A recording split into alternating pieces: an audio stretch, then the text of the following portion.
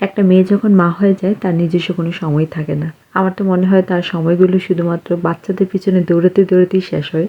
আর এই রুটিনটা শুরু হয় সকাল থেকে আর শেষ হয় একদম রাতের বেলায়, মানে বেডে যাওয়ার আগ পর্যন্ত সেই বাচ্চাদের পিছনে দৌড়াতে দৌড়াতেই থাকতে হয়। তো প্রতিদিন আমার সকালে রুটিনই হচ্ছে এতেশামকে রেডি করে স্কুলে পাঠানো, তারপর হচ্ছে অন্য কাজ। প্রত্যেকটা উইন্ডো ব্লাইন্ডগুলোকে সরিয়ে দিই যেন বাহিরের আলোটা ঘরে আসে। আর দেখছিলাম যে বাহিরের কি অবস্থা। দুদিন আগে স্নো পড়েছে, এখনও এরকম অবস্থা। মানে আমাদের মিশিগানের যা অবস্থা, এত পরিমাণে স্নো পড়ে, মানে আমি একদমই বিরক্ত। স্নো দেখতে দেখতে আমার কাছে মনে হয় যে কবে সামার আসবে। স্নো যখন পড়ে তখন তো দেখতে ভালো লাগে, কিন্তু এই স্নোগুলো পড়ার পরে এক সপ্তাহ এগুলো মেল্ট হয় না, মানে একই রকম থাকে আর ঠান্ডাও লাগে তখন অনেক। যাই হোক, এর মধ্যে ব্রেকফাস্ট করে নিয়েছি আর সকালে কাজ শেষ করে এখন আসছি কিচেনে দুপুরে রান্না করব। আর ইদানিং তো খুবই টায়ার্ড লাগে, কোনো কিছুই করতে ইচ্ছা করে না, যেহেতু আমার মেয়ে এখন অনেক ছোট, ওর 3 বছর হয়নি। আর আমাদের ছেলে যে ছোট্ট নিউবর্ন, ওর তো আলহামদুলিল্লাহ 1 মাস হলো। অনেক সময় অনেক কিছু ইজি মনে হয় যে না ঠিক আছে চলছে ভালোই, যখন আমার মেয়ে হয়তো ওর মতো করে খেলাধুলা করছে আর যে নিউবর্ন ইব্রাহিম ও ঘুমিয়ে আছে, তখন মনে হচ্ছে আলহামদুলিল্লাহ লাইফ অনেক ইজি যাচ্ছে। কিন্তু যখন এই দুইজনেই কান্নাকাটি শুরু করে দেয়, মানে আর কোনোভাবেই ম্যানেজ করা যাচ্ছে না, তখন মনে হয় যেন যে আল্লাহ এত কঠিন লাইফ, মানে কি করব, দিশেহারার মতো লাগে। যাই হোক, এভাবেই চলছে আমাদের দিনকাল। তো ইব্রাহিমকে ঘুম পাড়িয়ে আমি প্রথমে কিচেনে এসে মাংসটা বসিয়েছি, কারণ মাংস সিদ্ধ হতে একটু সময় লাগে। রান্নাটা চুলায় বসিয়ে আসছি ঘরটাকে একটু ক্লিন করার জন্য, কারণ বাচ্চা ঘুমালে যে কত কাজ মাথায় আসে। তো এখানে আমি আসছি ঘর ভ্যাকুম দেওয়ার জন্য, এখানে আমার মেয়েও এসেছে আমাকে হেল্প করার জন্য, মানে কত যে হেল্প করে সারাদিনে আমাকে। আচ্ছা, এরকম কে কে করেন? একদিকে রান্না বসিয়েছেন আর একদিকে ঘর ক্লিন করছেন। তা আমার কিন্তু এরকমই যাচ্ছে, মানে একদম দৌড়ের উপর থাকি সব সময়।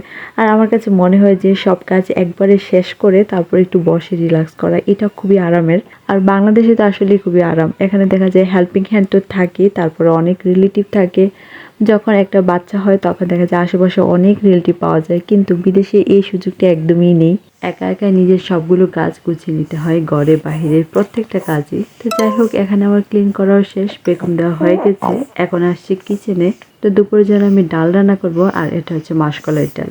আমাদের কুমিল্লায় এটাকে মাসকলাইয়ের ডালই বলে, অনেকে আবার মাছের ডালও বলে থাকে বা কলাইয়ের ডাল।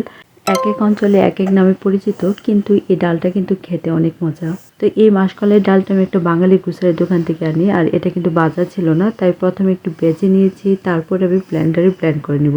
তো সবসময় যেটা করি, একসাথে অনেকগুলো ডাল একসাথে ভেজে তারপর ব্লেন্ডারে গুঁড়া করে রাখি, যেন রান্না করার সময় ঝটপট হয়ে যায়। ডালটা একটু পানি দিয়ে ব্লেন্ড করে নিয়েছি, আর এদিকে আমি একটু করলা ভাজিও করব, তো ভাজিটা বসিয়ে দিয়েছি। আগে যখন বাংলাদেশে ছিলাম তখন তো এই ডালটা প্রায় রান্না করা হতো, বিশেষ করে রমজান মাসে। তো রমজানের আগে থেকে আম্মাকে দেখতাম যে একবারে বেশি করে মাসকলাইয়ের ডাল এনে চুড়ে একদম পরিষ্কার করে তারপর গুঁড়া করে রেখে দিত, যেন যে কোনো সময় সেহরিতে রান্না করা যায়। আর করলাটা ভাজি করবো আলু দিয়ে, তো আমার কাছে খেতে ভালো লাগে করলা আলু দিয়ে একসাথে ভাজি করলে। তো এখানে করলা ভাজিটাও রেডি, আর মাংসটাও সিদ্ধ এসেছে প্রায়, আর মাংসের সাথে একটু আলু দিব। তা আলুটা প্রথমে আমি একটু ভেজে নিয়েছিলাম, আর ভাজার সময় সব ধরনের মশলা দিয়েছি, মাংসের সাথে যা যা দিয়েছিলাম আলুর সাথেও তাই দিয়েছি। তো এখানে আলুটাই বেশ কিছুক্ষণ ভেজে নিয়েছি, এখন মাংসের সাথে দিব আলুগুলো। তারপর দিয়েছি আলুটা সিদ্ধ হওয়ার জন্য, আর ঝোলের জন্য পরিমতো গরম পানি দিয়েছিলাম, তারপর ঢাকনা দিয়ে ডেকে রেখে দিচ্ছি। আর এদিকে আমি মাসকলাইয়ের ডালটা রান্না করব। আর এই মাসকলাইয়ের ডালটা সবকিছু একসাথে দিয়ে মাখিয়ে একবারে বসিয়ে দিব। তো প্রথমে হাঁড়িতে দিয়েছি পেঁয়াজ কুচি, তারপর দিয়েছি 3টা মাছের পিস, দিয়েছি পরিমতো লবণ, রসুন বাটা, হলুদ, ধনিয়া গুঁড়া। তো সবকিছু একসাথে মাখিয়ে নিয়ে তারপর দিয়েছি ব্লেন্ড করে রাখা মাসকলাইয়ের ডালটা, আর দিয়েছি পরিমতো পানি। আর এই ডালটা কিন্তু একটু পাতলাই হয়, তো একটু বেশি করে পানি দিচ্ছি। তো এখন সবকিছু দিয়ে চুলায় বসিয়ে দিব। আর সবশেষে দিয়েছিলাম বেশি করে কাঁচামরিচ আর ধনিয়া পাতা, কারণ এই ডালে কাঁচামরিচ ধনিয়া পাতার ফ্লেভারই কিন্তু ডালের স্বাদ আরও বেড়ে যায়। আর এই ডালটা খেতে অনেক মজা হয়েছে, কিন্তু আমার মা অনেক মজা করে এই ডালটা রান্না করে থাকেন। তো আমি সবসময় আমার মায়ের রান্নাগুলো খুব মিস করে থাকি, কিন্তু তারপরও বলবো যে আলহামদুলিল্লাহ প্রবাসে বসে যে দেশের খাবারগুলো খেতে পারছি, এটাই তো অনেক।